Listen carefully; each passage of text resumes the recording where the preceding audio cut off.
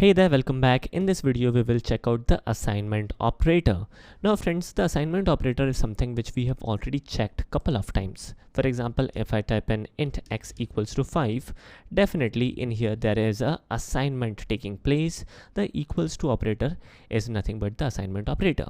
Always the assignment operator will assign the value from right hand side to left hand side. So in this case, we are simply assigning the value 5 to this variable x. Now friends, there are a couple of variations using which we can achieve more than assignment using these assignment operators.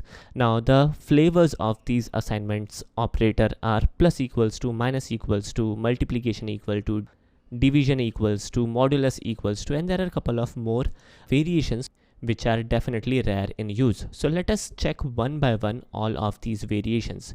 So moving forward, first of all, let us output the value of x. The current value of x is 5, and moving forward we will simply type in x plus equals to 5.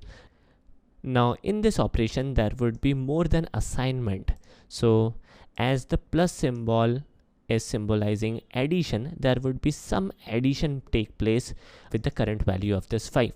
So take a minute, try to think what should be the output, and then I will execute and we will check what is the output. So let us check what's the output, and here is the output. Output is 10. Now what would be the overall operation performed in this statement? Let us check. The operation would be like this: x equals to x plus 5. Alright, so this would be the operation which would be performed. The final result is 10. So moving forward, we can do one more thing. Let us comment this out as if now, and we will type in x minus equals to 5 semicolon. Now what should be the output? Definitely the output should be 0, right? The output is 0. Let me uncomment this, and now again pause the video for a minute and try to imagine what should be the output. Alright, so let me execute this program, and the output is 5. Why? Because initially the value of x had become 10, and then we are simply subtracting 5 from 10. So now let me comment out these two statements, and moving forward we would be trying to understand what will be the output of multiplication equals to maybe 5 again. So what would be the output? Let me add in some extra comment in here as well. So the output would be like this. So the operation is x equals to x into 5. The current value of x is 5. So we are simply multiplying 5 with 5. So the output is 25. So again, a good output. And finally, let us move forward and check out a couple of more things. The last variation which we will try out is modulus equal to. But before that, let us also try out division equal to. Alright, so here is the statement. Now predict the output. Pause this video for a minute and try to imagine what should be the output. And the output is definitely 1. Now for example, if I divide this with 4, then what should be the output? Again, the output should be 1, because we are working with integer data type, and anything after the decimal point would be truncated. So this is good enough. Alright, so let me comment this out again.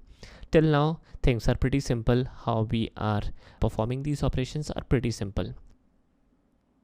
Now moving forward, let us again check yet another variation of this assignment operator, and the variation is x modulus equals to maybe 4 this time. Now what should be the remainder when we divide 5 by 4? Definitely the output should be 1. If I make this 5, then the output would be 0. Now how this particular operation will take place? Pretty simple. The operation will take place like this: x equals to x modulus maybe 5 this time. Alright, so this is all about today's video, which is a very simple and easy to understand video, and I will suggest you guys to explore more using these assignment operators and the variation. Do try to play around with these operators. Try to check out your understanding, that how you are able to understand and predict the output. That will surely help. Now, programming is like an art. You must practice to conquer your fear of programming and to master programming by the end of the day. Alright, so this was Chand signing off. Take care, and I will catch you in the next video with a new explanation.